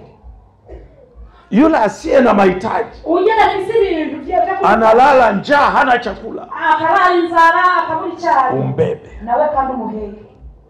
Yule aliyekosa masomo, ugenda we yabuze amashuri, umbebe, nawe umuheke.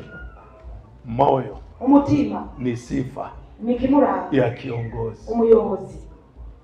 Ukimya huo niendelee au uko kuduhora kwa nyumba nanye cyane ndabireke? Isije kawa naongea mwenyewe watu hawako. Sizo niko ndavuga je na mata hali. Mpo? Murahani? Tuendelee. Tubandane. Twende Hesabu. Reka tuje mu guharura. Sura ya 11. Dusome guharura igice c'11. Andika mstari wa 11 mpaka 14. Umurongo wa 11 gushika 14. Tunamuona Musa. Turabona Mose. Yeye hakuwabeba watu kichwani. Niyigeze yikorera abantu ku mutwe. Aliwabeba moyoni. Ahubwo yabahetse mu mutima. Katika Hesabu 11 mu guharura 11 anzia mstari wa 11 hasa kusoma kwa Kirundi. Reka dusome rero uhereye ku murongo 11 gushika 14. 11 haravuga ngo Mose abaza Uhoraho ati, nigiki gituma ungirira nabi ndi umusavyi wawe, igituma ntagirirwa akagongwe mu nyonga zawe ni kuki, kandi wandemetse umutwaro w'aba bantu bose? Mbega ni jewe nasavye inda y'aba bantu bose? Ni jewe nabavyaye? Ko mbarira ngo nindabakikire mugikiriza nk'uko umurezi akirira uruyoya, ngo ndabacane mu gihugu warahiriye basekuruza kuzokibaha. Nkure hehe inyama zo kubagaburira aba bantu bose, ko bandirira imbere ngo nindabahe inyama barye? Erega sinshobora guterura aba bantu bose jenyene, kuko bamvuna. Amen. Musa ameambiwa awabebe watu moyoni. Mose yabwiwe ati abaheka aba bantu mu mutima. Sio awahubirie watu. So kuvuga ngo ababwiriza abo bantu. Awabebe moyoni. Abashire mu mutima. Alibeba taifa la Israeli moyoni. Yahechera mu mutima ihanga ry'Abayisraeli. Na mstari wa 10 anasema ni mzigo mzito mno wa kubeba. Kandi umurongo wa 14 avuga yuko alikutwala uremereye gose. Siku hawana nyama. Kuvuga ngo ntibafise nyama. Hawakutafuta nyama. Nibarondeye nyama. Walimfuata Musa. Abo barondeye Mose. Tupe nyama. Ngo nunduhe inyama. Siku hawana nguo. Igihe badafise ibyo bambara. Walimfuata Musa. Barondeye Mose. Tupe nguo. Duhe impuzu. Kila kitu. Ikintu cyose kwa Musa. Bagenda kuri Mose. Ndivyo lilivyo kanisa kwa mchungaji. Niko rero rimeze ishengero ku mwungere. Washirika wote kwa mchungaji. Abantu bose baje ku mwungere.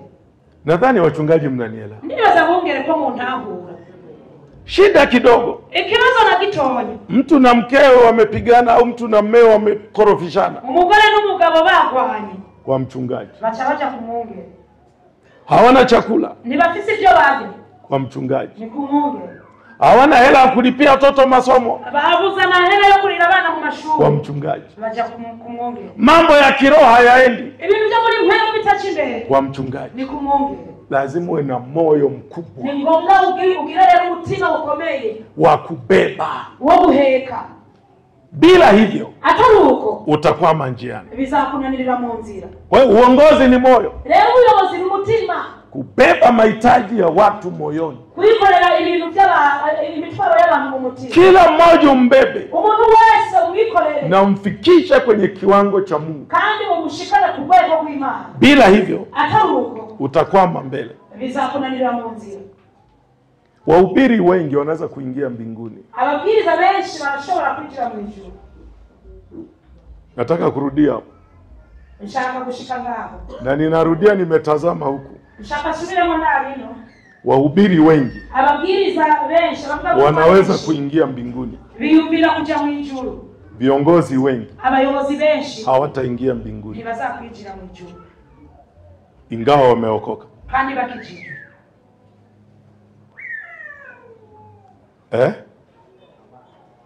Huo ndio ukweli. Uko niko kuri. Kama ambavyo wahubiri wanapata sadaka nzuri, nkuko abavuga butumwa benshi baronka amashikanwa menshi meza, kiongozi hapati sadaka nzuri. Umuyobozi ntaronka amashikanwa meza. Ndivyo ilivyo. Niko bimeze. Wacha tutaona mistari hapo mbele. Reka turabona rero imirongo ngaho imbere. Lazima ubebe moyoni. Ni ngombwa baheke mu mutima. Na umuhusishe Mungu. Kandi ubwire Imana. Sifa nyingine. Ikindi kimuranga rero ni kujitoa. Ni kwitanga. Lazima ujitoe. Ni ngombwa witange. Yohana 10:11. Yohana 10:11.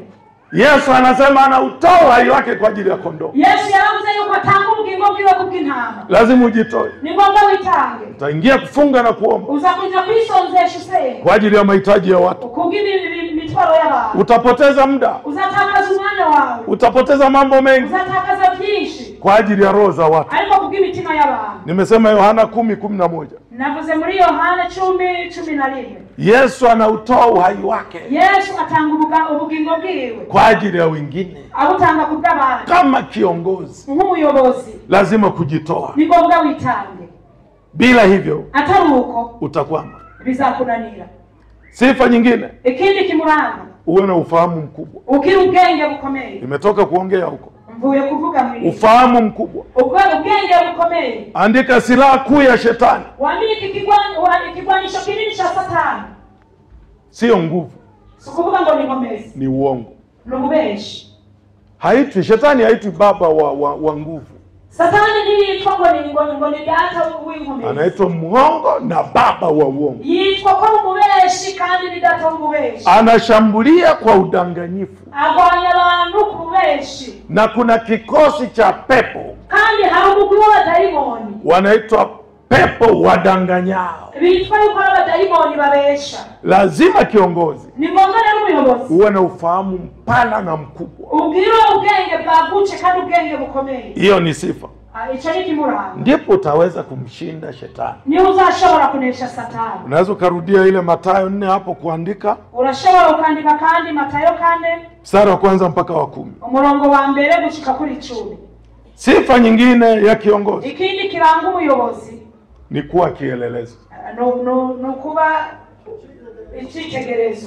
Kuwa kielelezo sawa sawa na neno. Nuko icyitegererezo kigendanye n'ijambo. Fanana na neno. Ususe n'ijambo. Korinto wa kwanza 11. Ari Korinto wa mbere igice cha 11.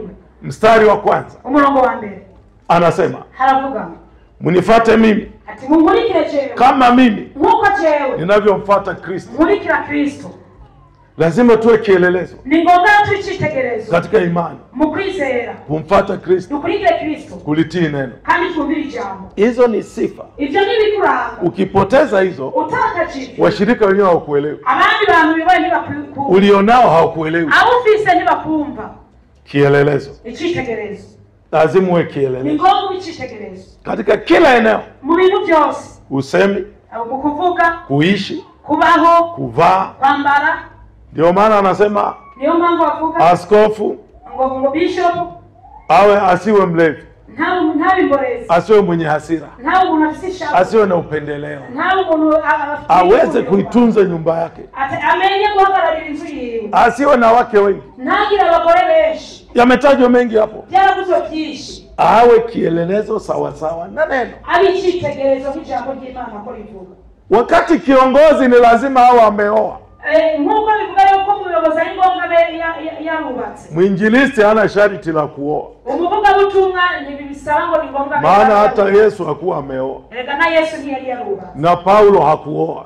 Na Paulo nta mugore yarafite. Acha wachemke. Reka rero washuhe. Kwa sababu wao ni kuhubiri. Kuko kubwiriza gusa. Hawasikilizi mashauri ya familia za watu. Nimeumbiriza ibintu by'ungoza abantu. Lakini kiongozi ariko ubuyobozi lazima awe kielelezo. Ni ngombwa bicitegerezo. Haleluya, haleluya. Amen. Tuendelee? Tuandane. Sifa nyingine ya kiongozi. Kandi kiranga ubuyobozi. Lazima awe na mamlaka ya kiroho. Ni ngombwa agire ubushobozi bwo muri mwene. Mamlaka ya kiroho. Agire ubutegetsi muri mwene. Hapa lazima tutenge sasa. Ni ngombwa rero dutandukanye. Kuna mamlaka ya kiroho. Hari ubutegetsi muri mwene. Kuna mamlaka ya kidini. Hari ubutegetsi bwo mu madini. Unapewa na kanisa. Ugahabwa n'ishengero. Yako kwenye katiba. Mu rutonde ya kanisa. Gw'ishengero. Na taratibu za kanisa. Kandi mu rutonde gw'ishengero. Sizungumzii hayo. Simvuga ivyo rero. Mamlaka ya kiroho. Mvuga ubutegetsi bwo muri mwene. Ndio mamlaka ambayo Mungu anampa mtu. Nibwo butegetsi Imana iha umuntu. Ukisema uvuze watu wanaelewa kiongozi amesema. Abantu baratahura ati umuyobozi yavuze. Mamlaka ya kiroho yanahusu kutoa pepo. Ubutegetsi bwo muri mwene buraba gufana n'abadayimoni. Kuwekea mikono. Ukoshira ibiganza. Mamlaka ya kidini. Ubutegetsi bwo mu dini na ya kiserikali. Cyangwa muri leta. Yametoka kwa watu. Ivyo byavuye mu bantu.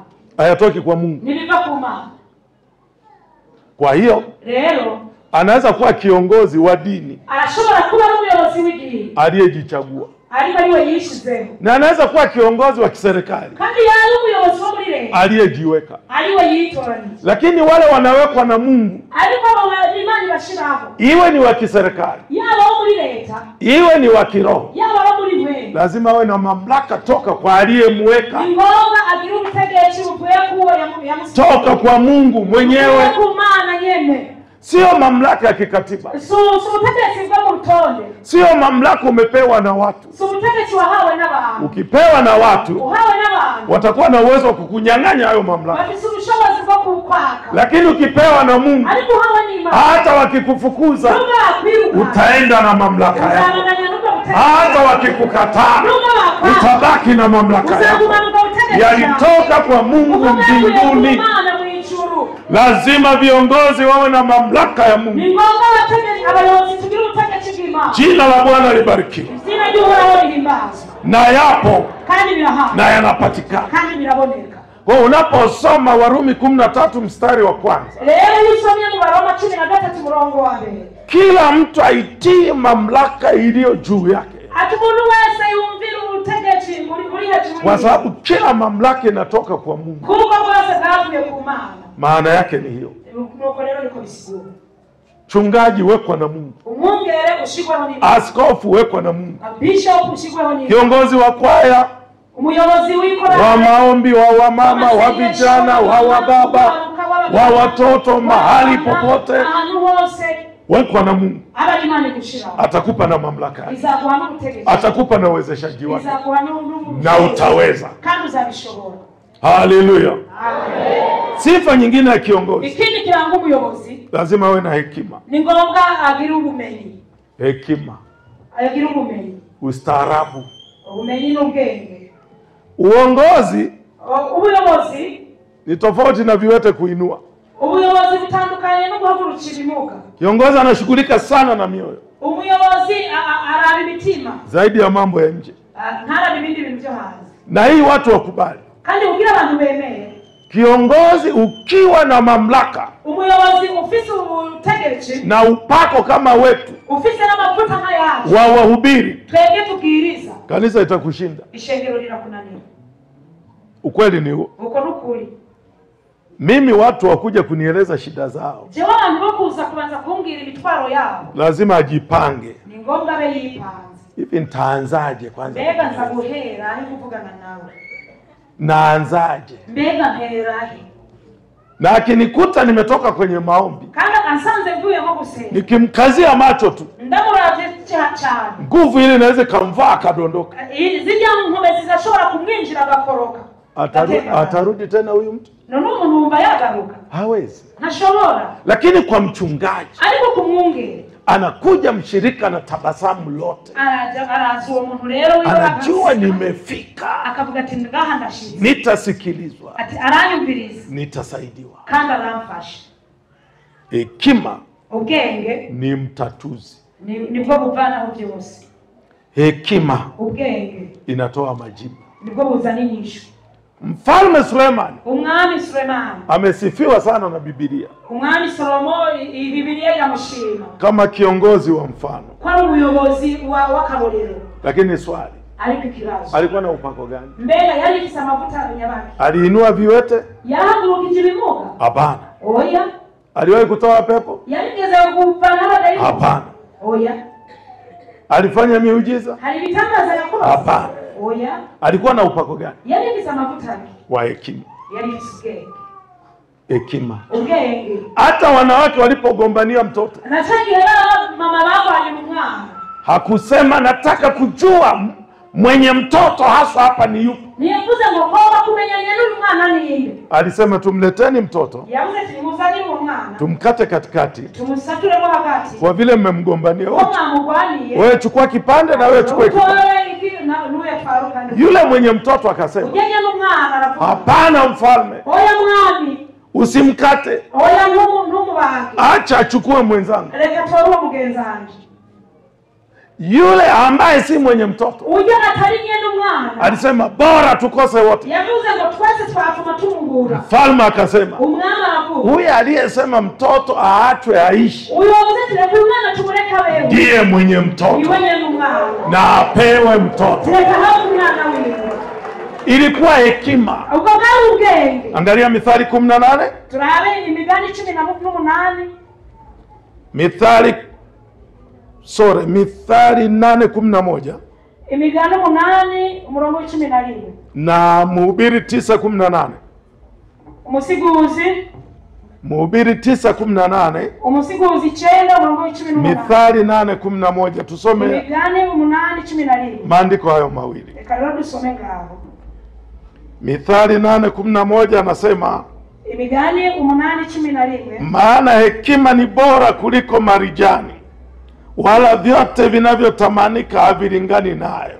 Kuko ubwenge buruta utubuye tw'igiciro twitwa marijani, kandi mu bintu bihimbara byose nta gihwanye nabwo. Hekima ilinganishwe na chochote. Ubwenge ntibwonganywa n'ikindi kintu cyose. Ni ya thamani mno. Ni ubw'agaciro rwose. Na Mhubiri 9:18. Umusiguzi 9:18.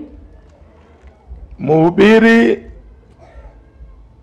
9:18, hekima ndiyo bora kupita silaha za vita. Ubwenge buruta ibirwanisho by'intambara. Inapita mizinga. Ari umunyabyaha. Inapita bunduki. Ati bisumba amaguruneti yose. Hekima inamaliza vita. Ubwenge burarangiza intambara zose. Hekima inamaliza mashindano. Ubwenge umara ingwano zose. Hekima inapigana. Ubwenge buragwana. Lazima kiongozi, rero ni ngombwa umuyobozi awe na hekima. Akibukenge. Haleluya. Amen. Nisaidie kumuuliza jirani yako, hekima bado yupo? Mfasha umalize mugenzi wawe, ubwenge buracahari.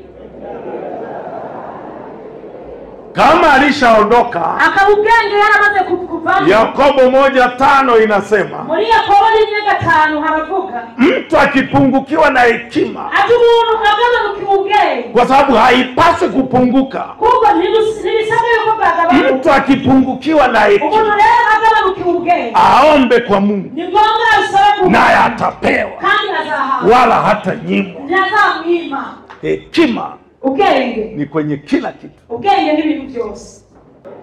Nafikiri kuna shida. Ndibaza aho habari kibazo. Ukimaliza kuoga, urangije kwiyoza, hekima ndio anakuambia ubwenge ndio mchakubwira uanze kuvaa wapi. Atitaye utangirire he kwamba chini au juu. Utangurira hasi cyangwa hejuru. Kama unaanza kuvaa juu, ukabutangurira hejuru badala ya chini, hawaeleye hasi, hekima amesafiri. Ubwenge bwafashe ubwenge. Hekima ni ya muhimu kwa kila mtu. Ubwenge n'ubw'agaciro ku muntu wese. Haleluya, haleluya. Kama una hekima utaanzia juu kuvaa. Ufise ubwenge Alafu nasikia makelele nje. Au kichaa anagonga kwenye bafu yako. Na umevaa juu. Unatokaje? Unashindanaje na kichaa? Hekima ndio anapanga kila kitu. Tulivyo ni sawa na hekima tulio nayo. Haleluya, haleluya. Yoshua anapotaka kuwekwa kiongozi wa taifa la Israeli, alikuwa na uzoefu, ana imani, alipungukiwa kitu kimoja: hekima. Hekima. Wakati Musa amewaombea watu wakapokea Roho Mtakatifu, na Medadi na Eridadi walitabiri kambini, hawakwenda mbele ya Musa. Kijana mmoja alikuja mbio kwa Musa, akamwambia Musa, Bwana wangu, Medadi na Eridadi wanatabiri kambini. Yoshua haambiwi yeye, anaambiwa Musa. Alirukia. Akamwambiaje Musa? Wakataze bwana wangu. Musa akamwambia, kwa nini umekuwa na wivu wewe? Natamani watu wote ungekuwa manabii wa Bwana. Sasa anapewa aongoze taifa la Israeli. Kumbukumbu 34. Kumbukumbu la Torati 34. Gusubira mu byagezwe 34 34 mstari wa 9. Umurongo w'icenda. Ilibidi apewe hekima ili aweze kuongoza taifa la Israeli. Na Yoshua alikuwa amejaa hekima, kwa sababu Musa alimwekea mikono yake. Wana wa Israeli wakamsikiliza. Tukiwa na hekima tutasikilizwa. Haleluya. Haleluya, watu wa Mungu. Kwa hiyo uongozi ni kitu cha lazima. Yesu hakuacha bila uongozi. Anapotaka kupaa, alimweka Petro awe kiongozi wa wengine. Imeandikwa kwenye Yohana sura 21 15 mpaka 17. Na alimpa maneno matatu. La kwanza, lisha wanakondoo. Pili, chunga kondoo zangu. Tatu, lisha kondoo zangu. Huko mbele matatizo yanatokea kwenye kanisa. Petro na Yakobo walisimama kama viongozi, wakatatua tatizo. Tunahitaji viongozi. Jina la Bwana libarikiwe. Jina la Bwana libarikiwe. Kwa hiyo kuna tofauti ya kiongozi na asiye kiongozi. Kwa maana mtu labda wa huduma. Tukijua hili, hatutawalaumu viongozi. Matendo 20:31. Matendo ya Mitume 20:31. Inaanzia 28. Kiongozi anapaswa kukesha, kujitoa kwa ajili ya uongozi. Mtumishi anapaswa kukesha na kujitoa kwa ajili ya huduma.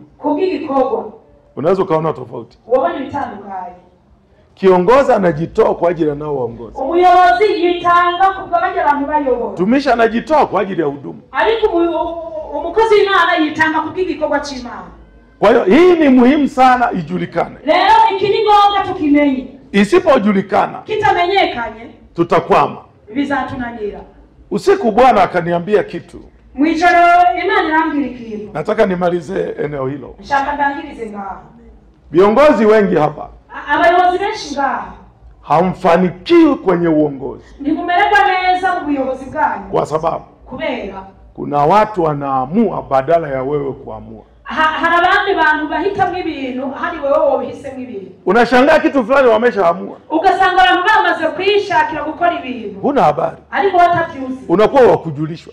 Bakaza kukumenyesha gusa. Tumeamua hivi. Ati twebwe twabonye dukora iki. Hiyo sio sawa. Ivyo sivyo. Narudia hapo. Kandi ndasubiramo ngaho.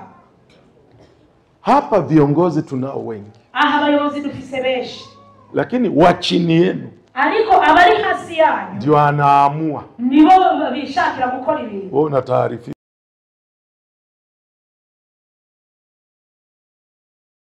Wewe bakaza bakumenyesha gusa. Mungu hataki. Imana ntishaka ibintu nk'ibyo. Anataka kiongozi awe wa mwisho. Imana bashaka umuyobozi abe wa nyuma. Hata kama tumeamua. Nubwo twaba twashatse. Lazima tumshirikishe. Ni ngombwa tumubwire. Atoe idhini. Kugira abariwe aturekure. Lifanyike ategwa n'ibikore au lisifanyike. Cyane nibire. Sije kama watu wananisikia na kunielewa. Ndesema wambo nyumva n'ukuri mu ntango. Kuna shida hapo. Aho hari kibazo. Watu kujiamulia. Abantu kuba ari babikorera ibintu gusa. Na hawataki mchungaji awaguse. Kandi ntibashaka umwungere ngo bakoreko. Hawataki awaingilie. Ntibashaka ngo yinjire mu bintu byabo. Lakini ariko Mungu hawatazami hao watu. Imana ndiraba abo bantu. Anatazama mchungaji. Ila umwungere. Ndio maana nimesema. Ndio maana nakuzi.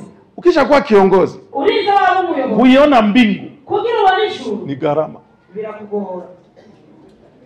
Ni gharama. Birakugora. Kama ni kiongozi wa kanisa hili, umuyobozi w'ishengero, washirika wote wa hapa, abantu bose barimo basenga ngaho, utatoa hesabu. Uzatanga ibiharuro. Kwa nini fulani aliacha wokovu? Ni kuki naka yarece agakiza? Kwa nini fulani alirudi kwenye pombe? Ni kuki kanaka yasubiye mu nzoga? Unatoa hesabu. Uzatanga ibiharuro. Mwinjilisti umuvuga ubutumwa hata ulizwa. Ntazabazwa. Kwa nini fulani hakuendelea? Ngo ni kuki naka tabandanije? Ataulizwa. Azabazwa. Kwa nini fulani hakusikia injili? Ni kuki kanaka tumvisha jambo ry'Imana?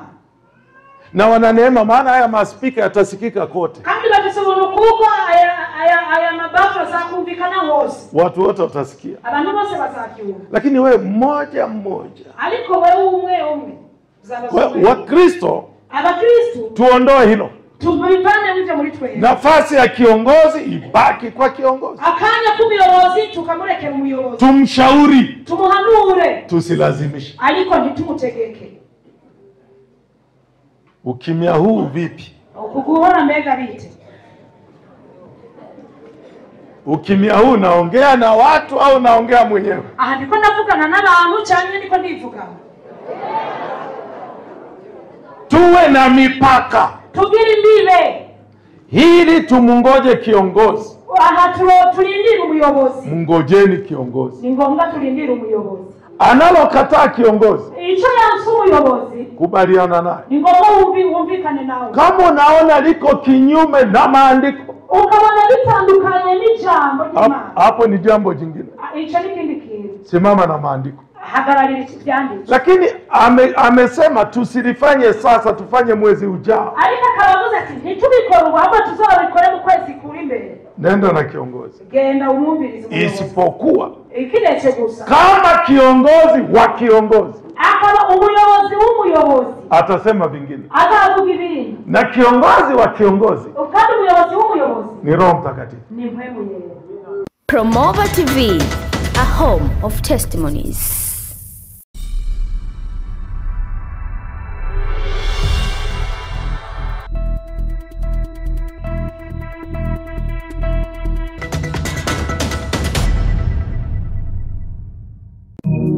Jenga makanisa na Promova. Ndiyo, jenga makanisa na Promova. Baada ya kuwezesha ujenzi wa makanisa mbalimbali katika maeneo mbalimbali nchini Tanzania, sasa Promova TV wakishirikiana na wadau mbalimbali wenye wito kama huu wa kujenga makanisa wanakuja na kampeni hii. Hii ni kampeni maalum yenye lengo la kujenga makanisa zaidi ya 20 kwa mwaka. Tunawatafuta, tunawawezesha, na kwa neema ya Mungu tunajenga makanisa yao. Hii ni kampeni endelevu ambayo tayari imekwisha anza, inaendelea na itaendelea. Shiriki sasa katika jambo hili kubwa la kipekee la kimungu. Jinsi ya kushiriki: tuma sadaka yako kwenye M-Pesa namba +255 762 841 734. Hiyo ni namba ya Tanzania, na M-Pesa Kenya Safaricom ni +254 113 844